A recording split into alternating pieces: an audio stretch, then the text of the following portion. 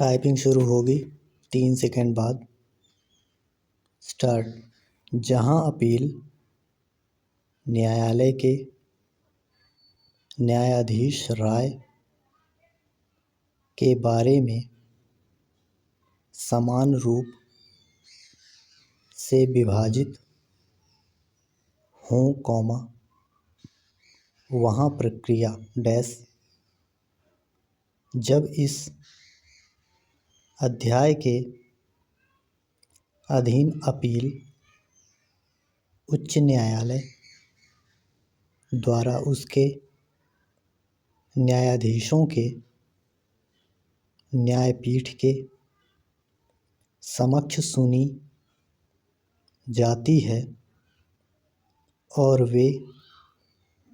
राय में समान रूप से विभाजित हैं,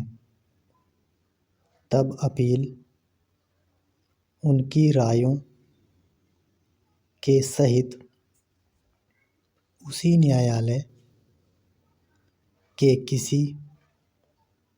अन्य न्यायाधीश के समक्ष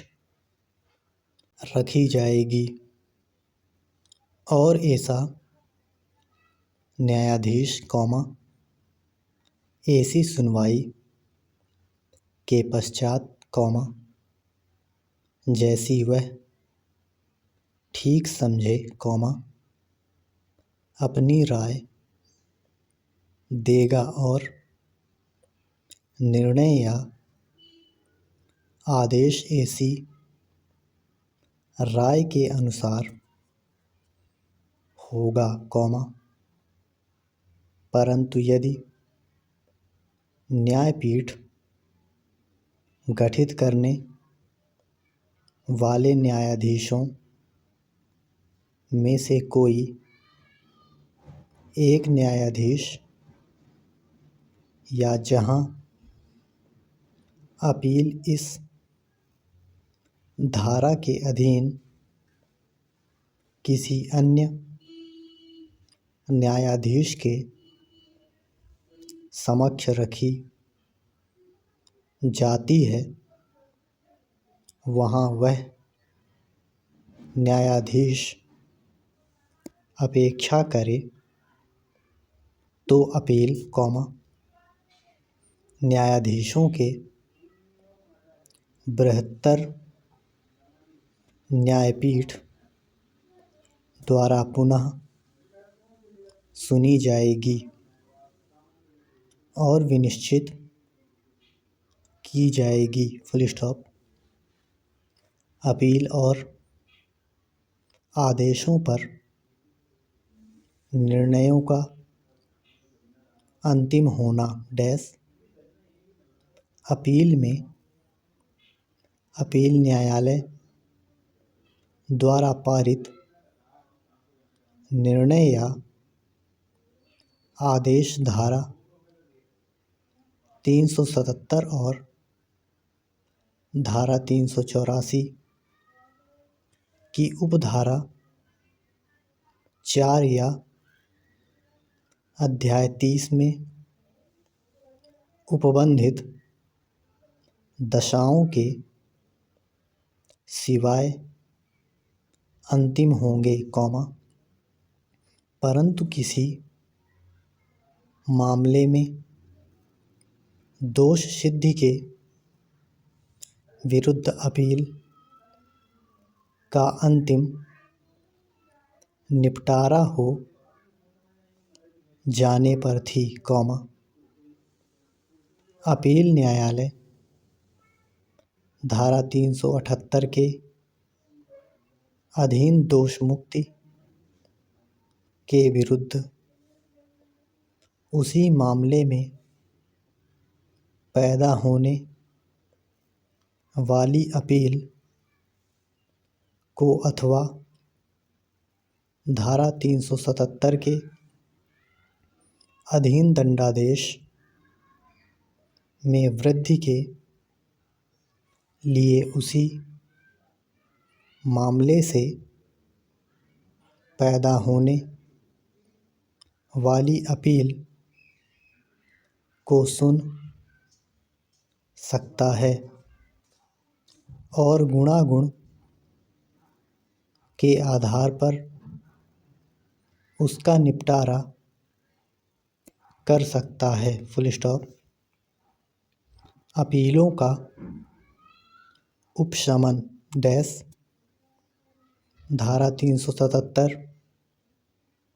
या धारा 378 के अधीन प्रत्येक अन्य अपील का अभियुक्त की मृत्यु पर अंतिम रूप से उपशमन हो जाएगा। Full stop. इस अध्याय के अधीन जुर्माने के दंडादेश की अपील के सिवाय प्रत्येक अन्य अपील का अपीलार्थी की मृत्यु पर अंतिम रूप से उपशमन हो जाएगा, परंतु यहाँ अपील दोष सिद्धि और मृत्यु के या कारावास के दंडादेश के विरुद्ध है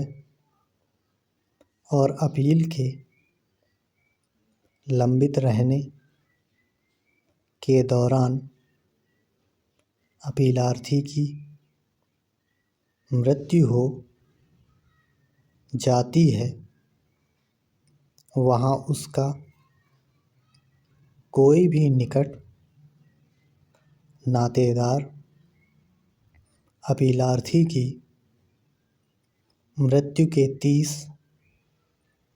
दिन के अंदर अपील जारी रखने की इजाज़त के लिए अपील न्यायालय में आवेदन कर सकता है, और यदि इजाज़त दे दी जाती है तो अपील का उपशमन न होगा। Full stop. स्पष्टीकरण डैश इस धारा में निकट नातेदार से माता डैश पिता, पति या पत्नी, पारंपरिक वंशज, भाई या बहन अभिप्रेत हैं। Full stop. उच्च न्यायालय के निर्देश डैश जहाँ किसी न्यायालय का समाधान हो जाता है कि उसके समक्ष लंबित मामले में किसी अधिनियम, अध्यादेश या विनियम की अथवा किसी अधिनियम, अध्यादेश या विनियम में अंतर्विष्ट किसी उपबंध की